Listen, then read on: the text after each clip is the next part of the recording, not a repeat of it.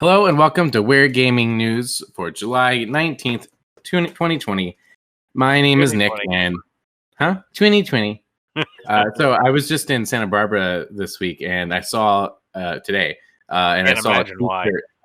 I'll tell you about it. But I saw a t-shirt that said 2020, but it looked like the middle finger. The way the 2 and the zeros were, it was like 2 and then 0 and then 2 0. And I thought that was really clever. Almost bought it, except I didn't have any money. So, across the world from me is my brother Josh. Say hi, Josh. Hi, Josh. It's been. Did we do Ware Gaming News last week? I think we're the last time we did one was when we did it in person. Yeah, we did the live Ware Gaming News, and then we got just too busy to do because we were going to do news and weekly that week, but we got too busy. So we did news live, and then we did weekly a week later. And that was the spoiler cast for The Last of Us. Right. And so now we're on to the Ware Gaming News a week later, and then we're getting there. Thank you for watching. If you did our Last of Us spoiler cast, we actually kind of had a lot of minute counts. I haven't really paid attention to that, but there's a lot of views on that one, or at least time watched. So we had a good comment. Looking at no spoilers, but looking at the the characters as good guys versus bad guys as a reductive way of looking at the game, and I think we moved past that as the conversation went on. But I did start off the conversation pointing out good guys versus bad guys, and that was a legitimate point. Yeah. Today, there's no talk about good guys and bad guys unless you are a Sony fanboy or Microsoft fanboy, because we have a lot of news to talk about. First off, we want to talk about Metacritic, which is actually kind of arguing against bad guys right now. So Metacritic just announced that they are delaying user reviews until 36 hours after a game is released. So we all know what Metacritic is. A popular reviewing aggregate website has decided to delay user reviews for new games until 36 hours after they've been released in a defense against review bombing. This is a kind of a reaction to The Last of Us Part 2 getting review bombed so heavily. I remember the difference was like a 9 point something for The Last of Us, and it was like a 3.6 or something for user reviews, right. And for whatever different reasons. Considering this article says, this article is from IGN, by the way. It says, considering that The Last of Us Part 2 can take 20 to 30 hours to complete, many early reviews were assuredly from those who were yet to finish it. On the user side of it, I don't think it's stated that there, but since we're talking about the user reviews, this new way. This is that's a quote from Metacritic themselves. Okay, Metacritic quoted saying, "This new waiting period for user has been rolled out across Metacritic's game section and was based on data-driven research, and with the input of critics and industry experts." Metacritic stated that the decision was not directly linked to any particular game, but it was a move in the fight. It was a move in the fight to stop these review bombers from bringing down a game's overall user score as soon as it's released, which I think is smart. I think it's interesting. I mean, hang on, Nick, you froze. Nick. All right. Well, it looks like Nick has frozen into oblivion. So we're going to wait and see what happens. But Nick, I really want you to keep that frozen picture of yourself in the final product of this episode, because it's like a sneeze. Nick. Ghosts of Nick. I'm here. Yeah, you froze for a good 25 seconds. I've been here this entire time. Well, I'm saying, as far as the video was, it was like, I don't know what to tell you. So we heard you finish the story, and you were going to say this is a good idea, mm-hmm. And then I think it's interesting that they're doing this. Of course, I guess they wouldn't do that with movies or music or anything on Metacritic, but at least for games, it makes sense because it takes a long time to finish them. I'm curious what the user reviews for Ghost of Tsushima is now, because I believe the so the overall Metacritic right now for the critic score for on Metacritic is 83, right. and based on 95 critic reviews. And right now for the user score, it's got a 9.2 out of 4,984 ratings. Oh, that's pretty good. So that's pretty good. That 9.2 is out of 10, whereas the 83 is on a 100-point scale. Right. So they're both 100-point scales, but they're different 100-point scales, I guess. Yeah, I think that's it. Yeah. So I think that's I think that's I don't know if it'll combat the people who want to post negative reviews to bomb something will probably find a way to do it anyway, even if they have to wait 2 days. Either that or the energy will be gone and they don't want to do it anymore. Yeah, well, that's kind of I think the thought process. We've seen this over the years where a developer or a publisher has angered the violent Twitter crowd, and so they all jump on as soon as a game is released and just drop the Metacritic score. So if you're a conscious buyer and looking at all the different scores and you see, well, the critics are loving this, but look at that user score. If you're not that savvy as far as what's going on in the social world, then you wouldn't know that it's just a review bomb and not necessarily indicative of the actual score. Yeah. So I think giving it that 36-hour wait period is at least shows that gives people the chance to play the game, and hopefully those reviews that would come in normally 36 hours after a game was released and later, that those have a chance to actually rate the game, because if you actually want to go on Metacritic and rate the game, you're not going to do it before you beat the game. Right. Yeah. If you're being genuine about it. Plus there's so many other places to be vile on the internet. You do it in the YouTube comment section, you can do it on Twitter, like they can just get their anger out there. Yeah. So by the way, are you liking Ghost of Tsushima? I can't wait to do Ware Gaming Weekly. But I'm totally in love with this game. I'm totally on board. There's clearly some points of like critique to be had. But as far as what this game is, what I thought it was going to be, it is pretty much exactly what I wanted it to be, and it's great. I love it. Are you playing in Japanese VO? Yes, Japanese language track with the English subtitles, but I'm not playing in Kurosawa mode. No, neither am I. I tried to do one of the duels in Kurosawa mode, but I wasn't proficient enough to do that yet, because it really strips down like a lot of the color. The color, but also strips down like some of the cues you would get. Yeah. Well, you get that big red slash anytime you need to like dodge, and if you don't see it because it's black and white, then yeah, no, right. No, yeah, I'm playing the same way. Which horse did you pick? I picked the pre-order horse. Yeah, I did too. I wish I didn't. The other ones are prettier. Yeah, I almost picked one of the other ones, but I went with the pre-order because it was the pre-order. What'd you name it? Kaje. Mine's Nobu. No, I figured you picked Sora just because I was like, I almost picked Sora because it was Sora. But I was like, no. I went with Kaje. Nobu. Yeah, I feel a little. I mean, the horse is fine. It's just not as pretty as the other one. Sure. But it is what it is. Anyway, let's talk about Sony. Yeah, lots of Sony news in the last few weeks to catch up on.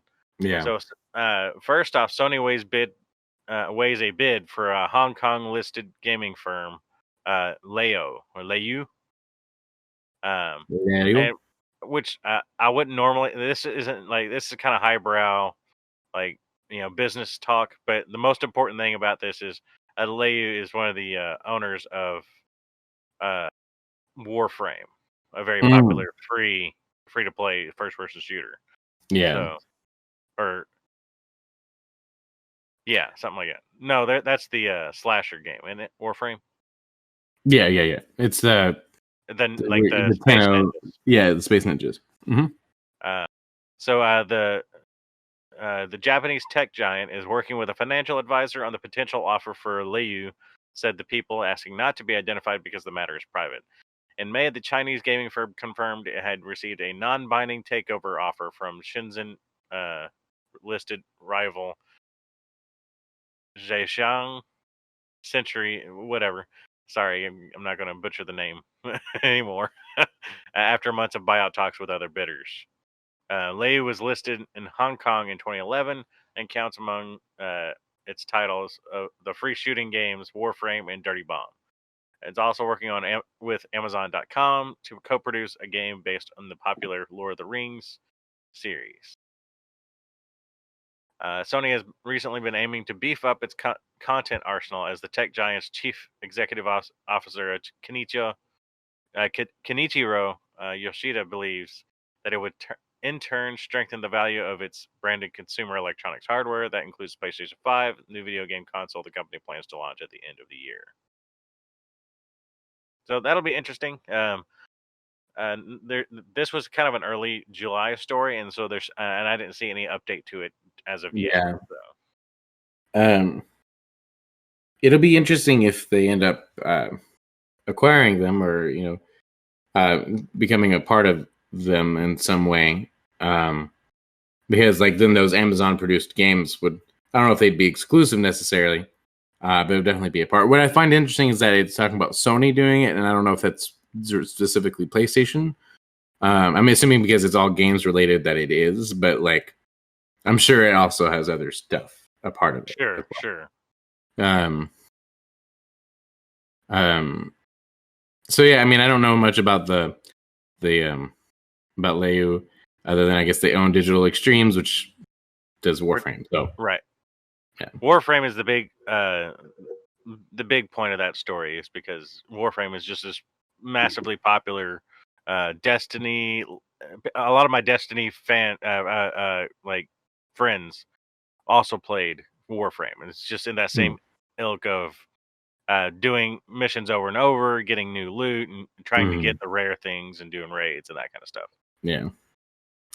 And they also acquired a minority stake in Epic for $250 million. That's a big deal. With a minority stake. I wasn't sure if you were reading it or if I was reading. Oh, I can read it. Yeah.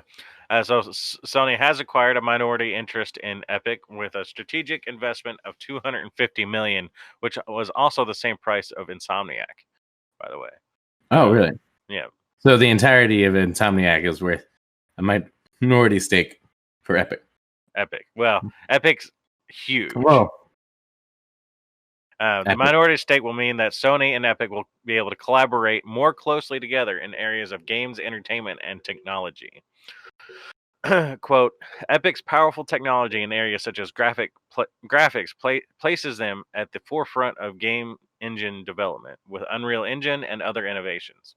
There's no better example of this than the revolutionary entertainment experience Fortnite, Sony president and CEO Kenichiro Yoshida said in a statement. We just talked about him.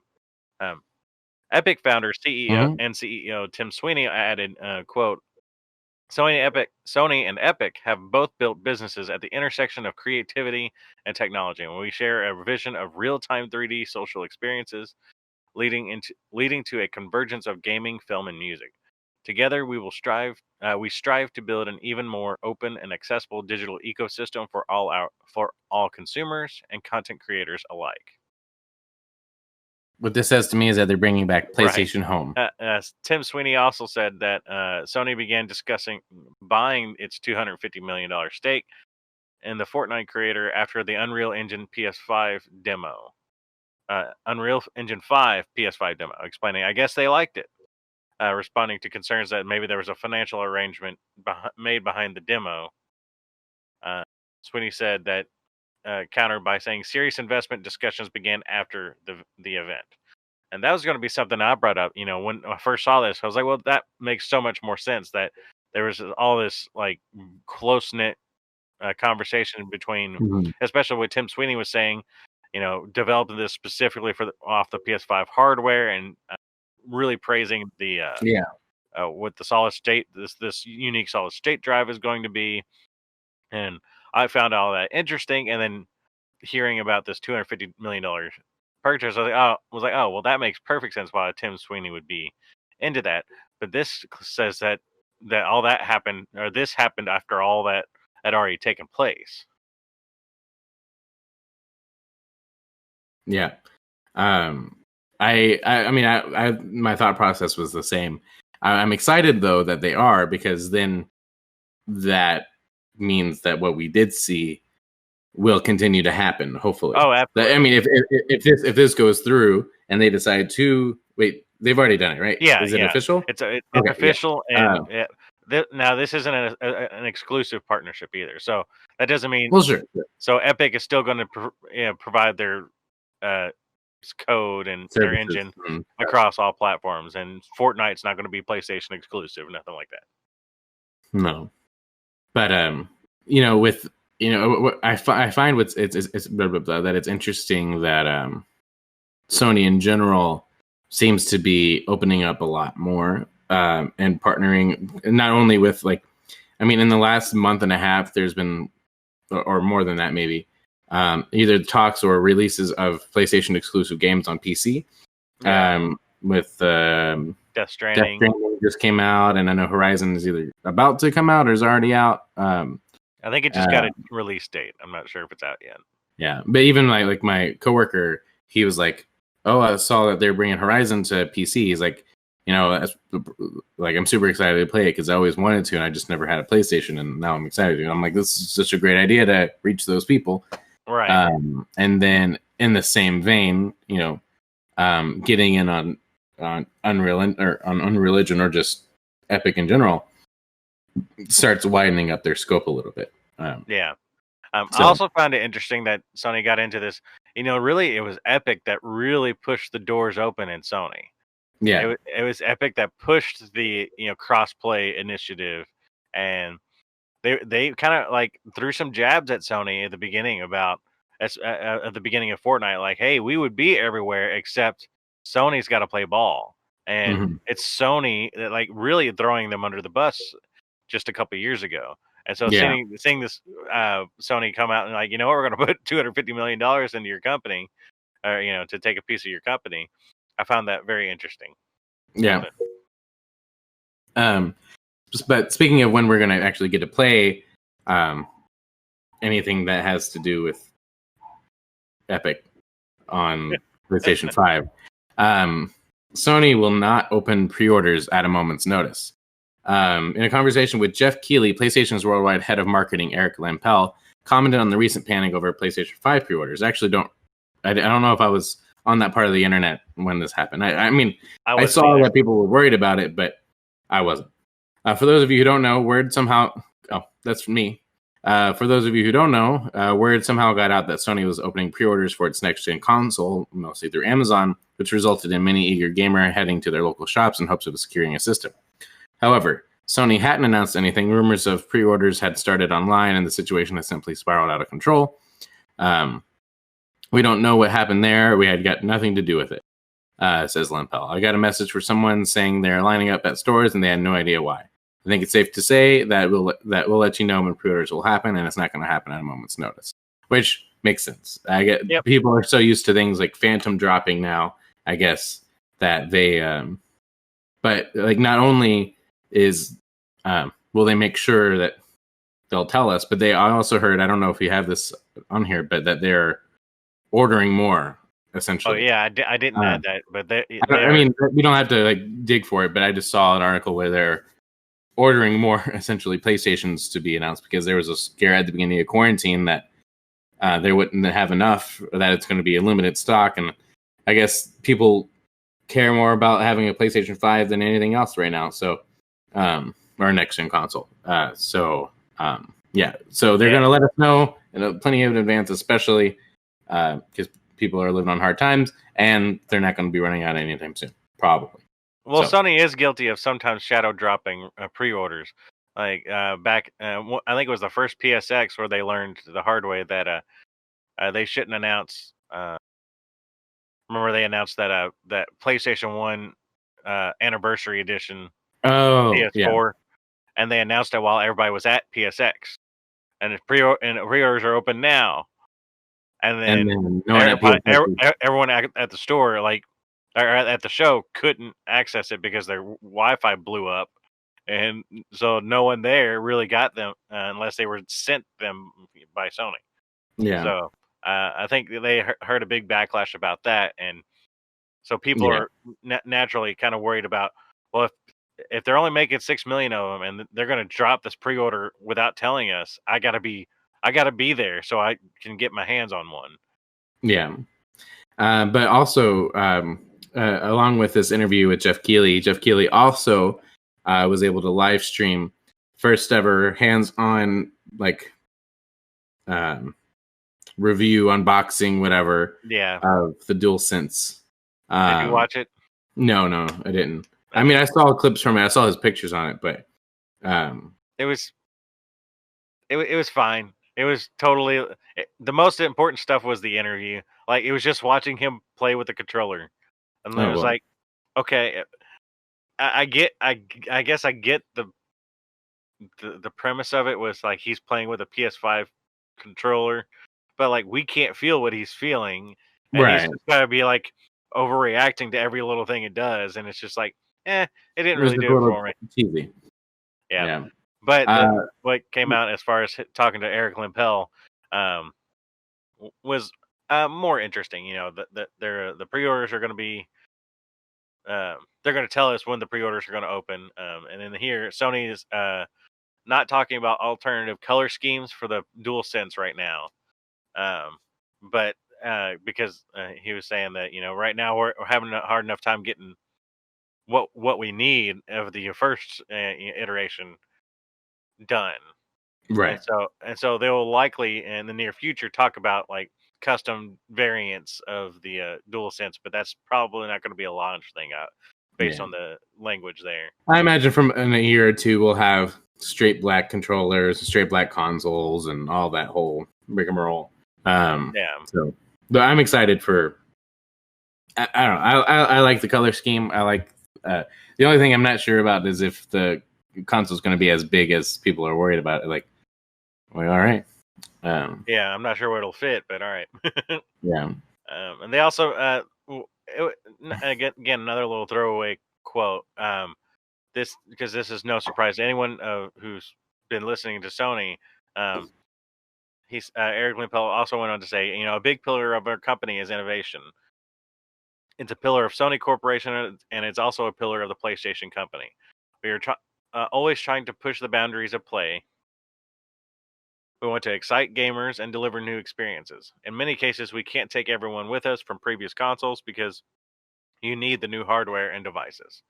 Basically saying that, you know, the games that they're making for the PS5 just aren't going to work on the PS4. And so, like, they were saying, like, Ratchet and Clank, it might look like something that could play on a PS3, but it just technologically cannot play on a PS4. Mm-hmm. So basically saying they're developing PS5 games, and that's pretty much going to be the focus at this point. I imagine that the PS4 will be supported for a while, obviously, and like there'll be a lot of third-party games that'll continue to come out for it, but not for very long. Yeah. Well, I mean, probably for quite a while. There's 120 or something million PS4s out in the wild, so there'll be people playing that for a long, long time. Yeah. There is this festival called the Games for Change Festival. That is, Games for Change is a nonprofit organization that's established to champion immersive entertainment with positive real-world impact. And at that festival, Media Molecule's Dreams picked up an award for Game of the Year, which I thought was really cool. The PlayStation, yeah. Well, it makes sense in this article from GamesIndustry.biz. It goes into it. The PlayStation exclusive was also named the most innovative game at the ceremony, making Media Molecule one of two studios to receive the award, to receive two awards. The other was That Game Company, which was given Best Gameplay for Sky, Children of Light, and also won the Vote for People's Choice Award. The main reason for the spike in interest was that this year's event took place online due to the COVID-19 pandemic. Typically, Games for Change is held in New York City due to its association with Parsons School of Design. Now, what I think is interesting is that it makes sense that Dreams has had a lot of activity this year. It kind of worked, I mean, in the best of all possible worlds, that it's a game that's meant to spend hours and be creative and find an outlet in. Yeah. They had the time, which is actually ironic that I was super excited about getting into it and haven't, but I could go on and on about that. But so I think it's fair, and I'm really excited to, I mean, we have it, so it's probably about time to hop in some of those worlds and see what people have been doing since the pandemic started. Yeah. I'm interested to see. I thought that was really cool. Even though, I mean, I thought it was weird that they won a Game of the Year event for a year that's not over yet, since it came out in January or February. So yeah, but I thought it was cool that they were being recognized. The Games for Change seems like a really interesting organization, and I thought it was worth mentioning. Yeah. Xbox Game Pass Ultimate will include xCloud streaming in September, and it will be offered at no additional cost. So this becomes their Xbox Rock Block.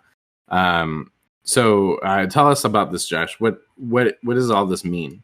I mean, we've rumored, and I don't know if we've known about this the whole time, but it was always speculated that xCloud, would be a really interesting addition to Game Pass, because of not only would you have the Game Pass library, but I could open it up on my phone and play it from there. And I've used the xCloud, the beta, and based on my usage, it was really interesting. There is still a bit of lag, and I've only used it on my phone. So, but very interesting if that goes through. And it seems like they're planning to launch the game streaming service in September, to and adding it to the Xbox Game Pass Ultimate subscribers. So this will allow Xbox players to play games on mobile devices and even start a game on their consoles and resume it on their phone or tablet. That means with Game Pass Ultimate, you get Xbox Live access, Game Pass subscription, and starting in September, the xCloud game streaming into a single $14.99 a month subscription. That is awesome. Yeah. That's awesome. And it also, like, does that mean, I guess that's when xCloud is official and not in beta anymore? Is that what that means? I would guess that's what that means. But that, at least as far as I've seen, hasn't been extremely clear, because they haven't said what the pricing structure would be for just the xCloud. Since, I mean, I don't have an Xbox, and so when I got the Game Pass, I was thinking about doing Game Pass Ultimate, but I don't have an Xbox, so it doesn't make sense to have both when you get the Xbox for PC or Game Pass for PC for $5.99. So that's the one I'm at. So I wouldn't actually qualify for this, but if I could get the Game Pass for PC and xCloud for $10, then I could play all the Xbox games on my phone, or plug it in, try to plug it into a Chromecast or whatever. And I'll be excited today that it allows iOS devices, because then I could play it on my phone. Well, xCloud is available on iOS devices. Oh, well, I signed up for the beta and they never gave it to me. Well, yeah, I mean, it's not an open beta. They just don't like you. Yeah, it's all right. That'd be a very good use case. Microsoft is no longer selling the 12-month Xbox Live Gold plans ahead of the Series X launch. And this is from IGN. Microsoft has officially stopped selling the 12-month Xbox Live Gold plans, possibly hinting at a stronger focus on Game Pass Ultimate, or a new service that could be on the way in time for the launch of Xbox Series X. Microsoft confirmed the change to True Achievements. stating that even though the 12-month plan is not being sold at this time, the 3-month and 1-month plans are still available for purchase. Then they provided a quote that says the exact same thing, so I don't feel the need to repeat it. So that's interesting. That maybe they're going to retire the Xbox Gold or Live Gold membership and just make it all the Game Pass. Yeah, $14.99. You get to play online. You get the Game Pass subscription. You get the XCloud subscription. You get this, you get that, it and all. the other. And there's no need for a gold plan by itself anymore. Yeah. Well, it will. I mean, it's still good to have something for those players who aren't interested in playing all the games, who aren't interested, who just want to play their 2 games they get every year, whatever those are. And that's when like the 3-month and the 1-month are good. Or if it's just like a Destiny machine or whatever. But I do think that phasing out a 12 months just live gold makes a whole lot of sense. Well, I think the 3-month and 1-month are just so you don't have too much sitting over from whenever they launch their new service in November. Yeah, that you don't have this 12 months sitting there. You've only got 1 month or 2 month, and then or 3 month, and then when that ends, you'll just roll over into whatever the new plan is.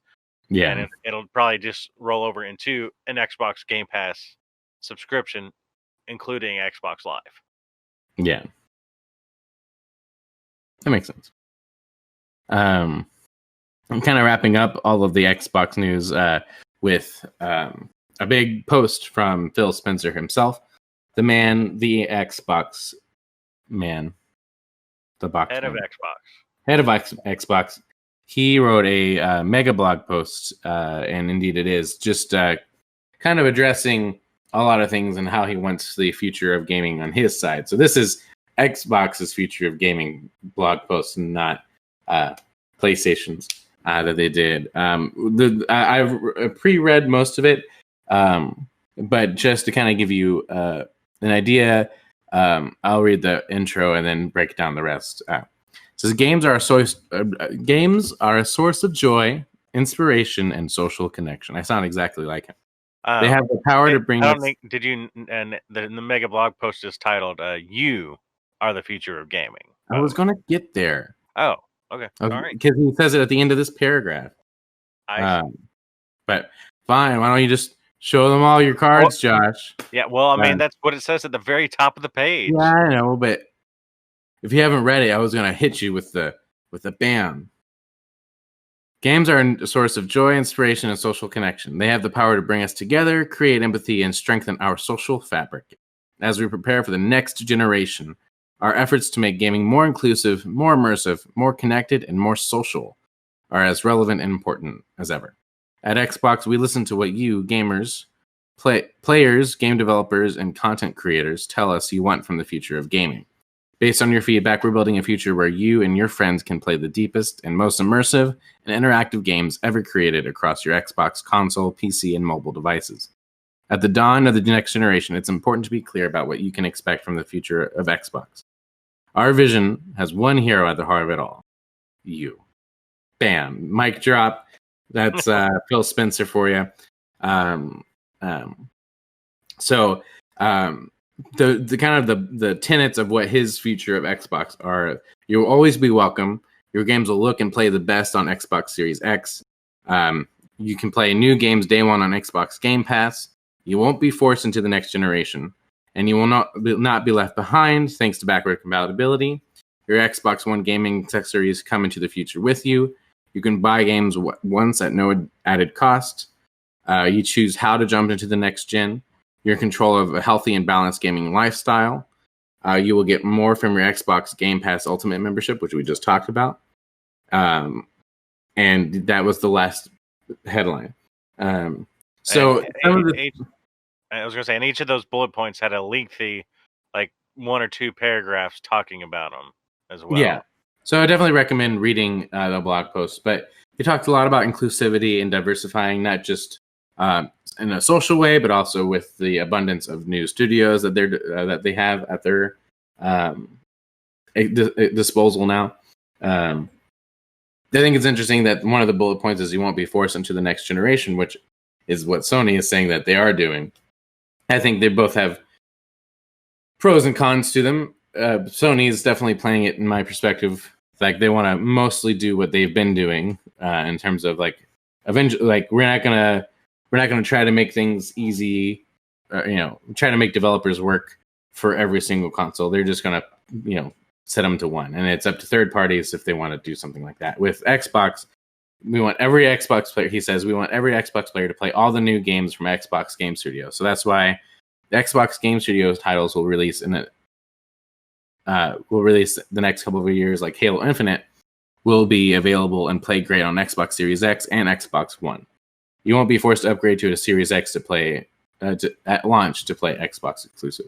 I think eventually they'll have to get to a point where you can't, like certain games, certain things just won't work anymore. But we're not there anymore. Just like with your iOS devices, eventually, whatever firmware update just does not work anymore. Right. But in terms of accessibility, and I thought it was neat that he said that the accessories are also backwards compatible. That way, like you can use whatever controller you had or headset or whatever. Yeah. And it was just kind of a shame. I wonder if that means. I mean, some of this PlayStation will have too, but I wonder if that means that, like, you won't. I mean, you obviously won't necessarily be able to use the DualShock 4 on the PS5, but they'll already be the DualSense. You don't think? No. I think almost without a doubt that the PS4 DualShock 4 will work on a PS5. Almost without a doubt. But to play PS4 games. I don't think you'll be able to use it to play PS5 games. No, I think you will. I don't think so. You can use a PS4. You can use a PS4 controller on the PS3. Okay, you can, but only for a handful of games, and it doesn't work great. Well, no, because you got to have it hardwired, but it's Bluetooth, and the PS5 is going to have Bluetooth. That's true. I could be very wrong. I think for sure the DualShock 5 will work, or 4 will work on the PS5. Yeah. When it says you can buy games at once at no additional cost, that goes into their smart delivery system. You'll always have the best available version of supported games on whatever Xbox console you're playing on. If you own a title that supports smart delivery like Destiny 2, Gears 5, Halo Infinite, you can automatically have access to those versions on the best Xbox console. And I guess that means anytime. So if you buy Gears 5 now or Halo Infinite now, whenever you do get your Xbox Series X, then you will have it for free there, which is cool. Anything that you wanted to take out of this, Josh? No, I just thought it was a good read and a good thing to point out if you're interested in Xbox or what they're doing at all. Phil Spencer's a fantastic leader over there at Microsoft. He's worked a lot and putting teams together and people together that are really making Microsoft Xbox a viable platform, even for the lack of games they've had over the last generation. I think it's this is their coming out party. I'm excited to see what they do on the 23rd when they have their live event, which they specifically said just to set your all's expectations, because it was Aaron Greenberg on Twitter saying, "I'm seeing all kinds of like hopes and dreams, and we want to make it clear that this is a games stream. This is all about the games and games only." Yeah, and it wasn't one of those like. It wasn't like the PlayStation blog post that was like, "Oh, it's all about the games and the games," and it was being cheeky. It was like there will be no hardware at this event. It will only be games. So they wanted to set your expectations because they had a kind of a flop at the beginning of the summer. They wanted to set these right. So they're clearly trying over there at the Xbox team is, and I'm excited to see what these studios they have. Coming up with the initiative and seeing more of Senua's Saga, which I don't know that excites me necessarily, but it's exciting for Ninja Theory and fans of that developer. I'm excited for Halo fans to get an actual look at this next Halo Infinite, because I know for a while all I know is Halo Infinite, so they're like, is this going to be a battle royale? Is this going to be a Destiny looter shooter, shared world shooter? Is this going to be something completely new? And I know there's some. They did say that that's one of the games we'll be talking about on the 23rd. So that's this coming Thursday. So that's super exciting, especially since it's an Xbox game showcase. That it'll be all the stuff they're doing. I have hopes. I have high hopes for the games that they're going to be putting out. Not necessarily that announced prices or whatever. So we already know what the box looks like and the controller looks like. That's what PlayStation's made sense to do that, because like we had no idea. So right. Yeah. So, but that is the big news this week. When we get to Ware Gaming Weekly later this week, we're going to dive deep into our early impressions of Ghost of Tsushima. I'll probably be about through the midpoint, maybe by then.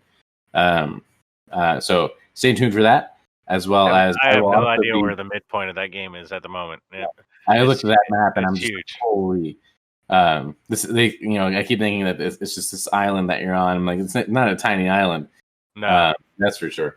I'll also be giving you, hopefully, soon, maybe probably not on Tuesday, but on one of the future episodes, I'll be talking about Paper Mario and the Origami King, because I got my hands on that. I just haven't. Oh, really? So yeah, very excited to get into that. Cool. And yeah. Until next time, Josh. Well, if you want to follow. Oh, yeah. Sorry. I always forget.